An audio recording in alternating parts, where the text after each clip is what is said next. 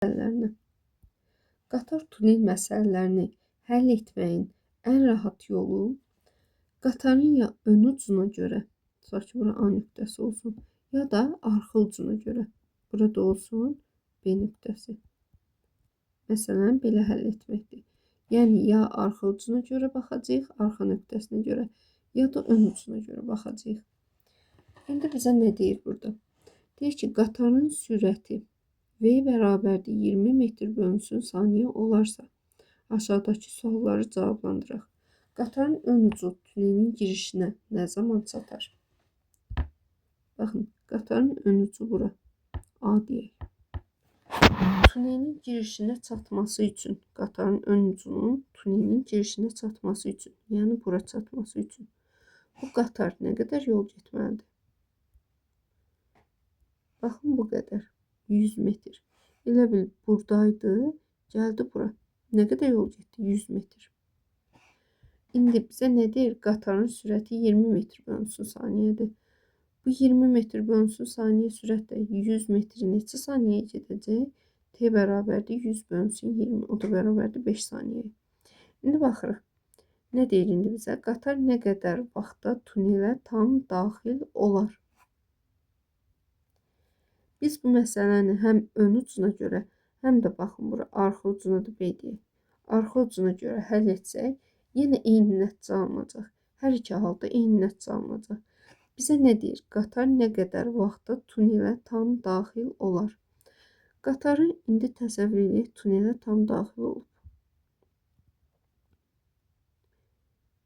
Baxın, qatar tunelə tam daxil oldu. Bura 600 metrdir. Ona nəzərən mən qatarı biraz balaca çəkdim. Qatarın uzunluğu da 300 metrdir. Belə deyim də, elə bil ki, tunel bu boydaydı. 600 metr bu qədər deyildi. 600 metr belə təsəvvür edin. Tunel bu boydaydı. Qatar gəldi. Tunelə tam daxil oldu. Tunelə tam daxil olanda, baxın, burada olub. Tunelə tam daxil olub. Qatar necə var? Elə çəkək də. Baxın, qatarın ön ucu buradadır. A nöqtəsi. B nöqtəsi də buradadır. Biraz bunları ayırım. Burada B nöqtəsidir. B nöqtəsi buradadır. Qatarı tam daxil olanda qatarın arxa nöqtəsi burada qalır da. Tunelin başlanğıcında. Artıq qatar tam daxil olub. Baxın. Qatarın ön ucu da buradadır. Görək qatarın ön ucu nə qədər yol gedib. Baxın, birinci ön ucuna baxırıq. Nə qədər yol gedib. Qatarın ön ucu bir bu məsafəni gedib. Qatarla tunel arasındakı məsafəni. Bir də baxın, bu məsafəni gedib. Bu məsafə nəyə bərabərdir? Qatarın uzunluğuna. Bunu siz belə təsəvvür edin də, bu sizi çaşdırmasın. 600 metr elə bil ki, buradan buradır. Buradan bura tunelin uzunluğu 600 metrdir. İndi baxın, qatarın ön ucu dedik 100 metr. Üstə gəl, qatarın uzunluğu boyda. A ucuna görə baxırıq. 100, üstə gəl 300. 400 metr yol getdi, düzdür? İndi görək nə qədər vaxtda tam daxil olub. Qatarın sürəti də 20 deyil. 400-ü böləcək 20-yə. O da eləyəcək 20 saniyəyə. İndi məsələni qatarın arxa ucuna görə həll edək. İndi baxırıq, ön uca yox. Ön uca yox, arxa uca baxırıq. Deməli, arxa ucuna biz dedik B nöqtəsi, düzdür? B nöqtəsi nə qədər yol getdi? Bir baxın, bu qatarın uzunluğu qədər 300 metr. Bir də bu 100 metri getdi də, gəldi burada dayandı. Qatarın arxa ucu burada dayandı axı. Qatarın arxa ucu 100, üstə gəl 300. 400 metr yol getdi. Neçə metr bölünsün saniyə sürətlə? 20 ilə. Deməli, yenə də gördünüz, cavabımız 20 saniyə alındı. Deməli, həm birinci misalda, həm də ikinci, həm ön ucuna görə, həm də arxa ucuna görə həll etsək, məsələni eyni nəticə alınacaq. İndi bizə nə deyir? Qatarın ön ucu tunelin çıxışına nə zaman çatar? Qatarın ön ucu tunelin çıxışına. Bir dəqiqə buranı silim.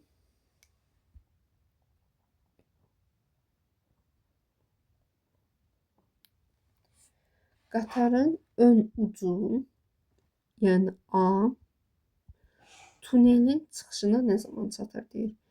Biz indi dedik ki, tutaq ki, tunel bu boydadır da. Şəkil biraz düz verilməyib. Tunel bu boydadır. Baxın, bu tuneldir, tunel bu boydadır. Tuneli bu boyda təsəvvür edirik. Bu şəklə görə baxsaq düzgün alınmaz axı. 600 metr bu boydadır, 300 metr də bu boydadır. Düzgün deyil axı. Biz indi tuneli belə təsəvvür edirik. Şəkil çəkək ki, anlamağa çalışaq. Biraz bunu başqa rənglə seçilsin. Tunel budur. Baxın, bu tuneldir. İndi bu qatarın ön ucunun tunelin çıxışına çatması üçün qatarın ön ucu nə qədər yol gedir? Bura 600 metrdir. Ümumi bura 600 metrdir. Tutaq ki, qatarın ön ucu gəldi. Baxın, A nöqtəsi. Gəldi bura. A nöqtəsi buradadır. A nöqtəsi nə qədər yol gedib?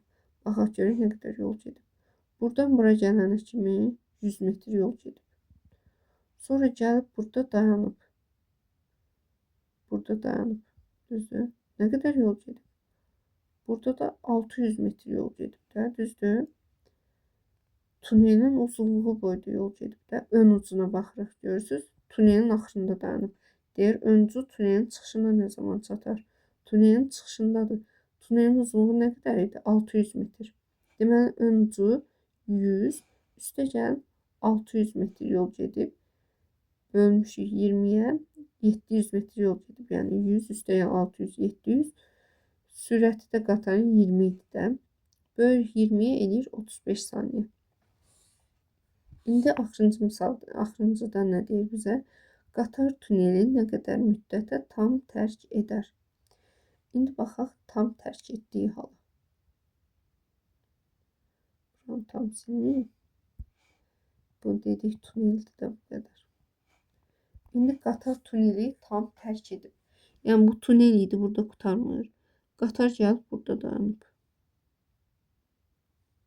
İndi gəlin bu misalda qatarın arxa ucuna görə həll edək. Bura 300 metrdir. Düzdür? İndi arxa ucuna görə həll edək. Yaxşı, ön ucuna görə də həll edərik. Arxa ucuna görə həll eləsək, bura B idi, düzdür? Arxa ucu. B nə qədər yol getdi? Bura gəlməsi üçün, burada dayanması üçün, yəni qatarın sonu budur, B nöqtəsi. Nə qədər yol getdi? Bax, buradaydı. Gəlməlidir birinci bu məsafəni. 300 metri. 300 üstə gəl. Sonra gəlməlidir buranı. 100. Sonra gəlməlidir. Baxın, tunelin nə qədər vaxtda tərk edər deyir. Tərk edəndə tuneli çıxacaq, elə bu tunelin qurtardığı yerdə dayanacaq. Yəni bu qədər yol gedəcək indi. 600. Üstəyə 600. Bərabərdir 400.000. 1000 metr məsafə gedəcək. Hansı sürətlə? 20 ilə. 1000 də böləcəyik 20'ye. Eləyəcək 50 saniyə. İndi ön ucuna görə həll edək. Ön ucu buradaydı. Baxın, A. Ön ucu gəldi bura.